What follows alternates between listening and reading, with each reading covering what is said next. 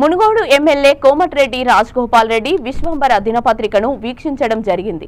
ఈ సందర్భంగా ఎమ్మెల్యే మాట్లాడుతూ నేటి సమాజంలో ప్రజలకు అందించే సమాచారం స్వచ్ఛందమైనదిగా ఉండాలని, ఊహాజనితమైన వార్తల వల్ల కొన్ని పత్రికలు, ఛానళ్లు ప్రజల్లోకి తప్పుడు సంకేతాలు అందించే దిశగా కొంతమంది స్వార్థాల కోసం తయారు చేయబడ్డాయని అన్నారు।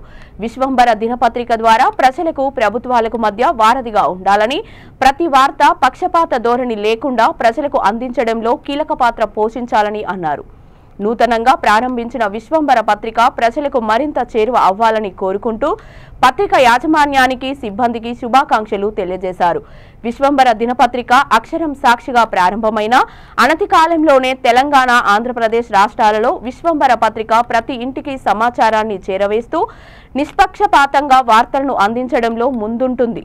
వివిధ పార్టీల నాయకులు, ప్రజా ప్రతినిధులు మెప్పును పొందుతూ ప్రధాన పత్రికలకు దీటుగా దూసుకెళ్తోంది। ఈ కార్యక్రమంలో ట్రస్మా నల్గొండ జిల్లా అధ్యక్షులు కోడి శ్రీనివాసులు, సీనియర్ కాంగ్రెస్ నాయకులు అనంత చంద్రశేఖర్ గౌడ్, చెరుకుపల్లి వెంకన్న, చెరుకు అజయ్, చెరుకు విజయ్, వెంకన్న తదితరులు పాల్గొన్నారు।